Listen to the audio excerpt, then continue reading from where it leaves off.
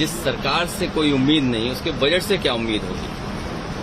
और पिछले तमाम बजटों में देखने को मिला है, ये बजट 1/20 लोगों के लिए बनता है, यानी 5% लोगों के साथ। और आज सरकार को ये भी सोचना चाहिए पीछे मुड़ करके कि जो जो वादे उन्होंने किए थे अपने घोषणा पत्र में, क्या उन पे खरे उतरे हैं। स्मार्ट सिटी बनाने के बहाने जो स्मार्ट सिटी पे पैसा खर्च हुआ, और जिस इंदौर शहर को सबसे ज्यादा प्राइज मिले थे सफाई को लेकर के, सॉलिड वेस्ट मैनेजमेंट को लेकर के, और सोचिए वहां लोगों की कैसे जान चली गई, गंदा पानी पिलाया गया जिसकी वजह से जान चली गई। तो जिस सरकार से उम्मीद नहीं, उस सरकार के बजट से क्या उम्मीद होगी। और हर बार का बजट 1/20 लोगों के लिए बनता है, 5% लोगों के लिए बनता है। जो सरकार गरीबों की प्रति व्यक्ति आय न बता पा रही हो, कह रहे हमने इतने लोगों को, गरीब लोगों को जोड़ दिया है खाने से, पीडीएस सिस्टम से, तो उस क्या है पर कैपिटा इनकम। देखिए, भारत की अर्थव्यवस्था में बहुत ही गंभीर और संवेदनशील चुनौतियां हैं। पिछले एक दशक से नॉमिनल जीडीपी डिक्लाइन कर रहा है। जो टैक्स बोयेंसी है, टैक्स बोयेंसी बिल्कुल करीब करीब ख़त्म हो गई है।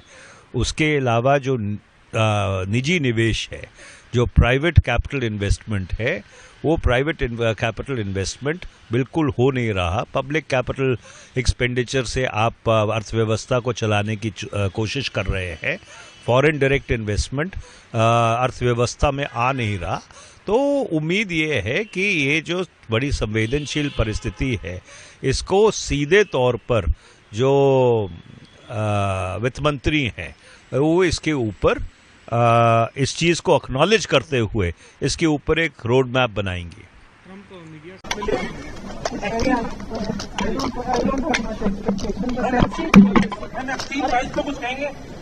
भाव बढ़ रहे हैं, महंगाई बढ़ रही है, अब शादी ब्याह का समय है, लोगों की पहुंच से सारी चीज़ें बाहर जा रही हैं। और मत भूलिए कि देश में इतना विकास हो रहा है, बहुत बड़ा तबका हमारा ऐसा है जो उससे वंचित रहा है।